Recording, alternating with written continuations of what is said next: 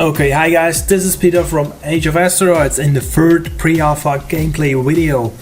This time it's nothing really especially new, but I want to show you some improvements of the game and what have changed over the few days. So we resume our game, and as you can see at the right spot we now have an enemy asteroid. And this means not so much more, but we have some coloring here as you can see, and this will give us the opportunity to see more of the final game when it comes out someday. We also now have incorporated a space state, which has just to have your chronometer or something like that, so you can time commandos or see what the time will pass, and in the construction windows you will see when a ship will be ready built and such things. And also incorporated now credits. Credits is pretty interesting because you will need credits to build your ships, to pay your actual colony workers to do the work for you, and this will cost you credits. And with credits you can buy modules, buildings, ships, weapons, all what you can imagine will cost a little bit of credits, and of course resources you need to have available at the asteroid like this one. You may know this asteroid already from the last gameplay video. There I actually used exactly this colony, and we now have improved some things. As you can see, the rocket pods now have a roof and they're actually animated.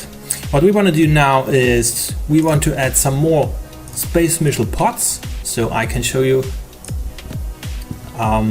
what have improved with the actual optics of the game, and we will build one there and give it some pods. And the next thing we will do is we will build us some rockets. I'm just showing you this because it now looks massively better. Let's do 40 rockets and setting a target. The enemy asteroid is our missile target. In the future, as you can see here, the distance of your target asteroid will have impact on how accurate your rockets will impact the asteroid. So if your target is very far away, that means amount of your rockets or missiles will just not hit the asteroid, it will just not hit the target. So you may be better off to use your missiles to targets which are more near, to have accuracy of the impact more better. And what you will also be able in the future is you will be able to set the impact direction from where the rockets actually have to impact, because this is actually not incorporated. You will see this is quite a problem. So what I'm doing now is we will select all 40 rockets and we will launch them.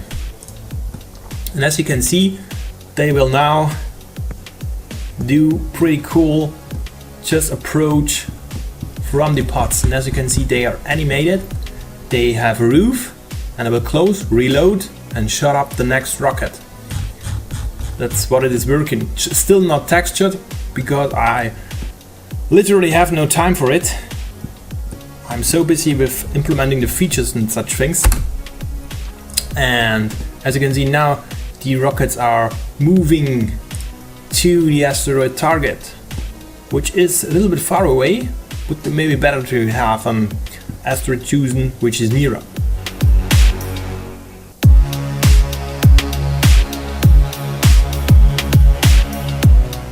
Now they're sorry, here they are approaching the asteroid, and we have a look in there. I'm sorry, here they come, a whole bunch of rockets, 40 pieces of power, and they're approaching right on the wrong side. So this is the reason I told you you will be able to set the approaching direction. The rockets currently are impacting exactly from where they are coming, and there's just nothing there. So it's pretty boring. You haven't done hardly any damage to the enemy asteroid at all, which is not quite good. Well, the next thing I want to show you in this video is that we now have scout ships. Scout ships are a little bit different than the normal space fighters because they are much cheaper to build, but they cannot equip with weapons. So they're just ships for scouting purposes, sending somewhere and do stuff and such things. So they are just fast to build, easy to build, and it doesn't cost a load of money. So we just built some, and we also could build the fighters. Just build some fighters as well.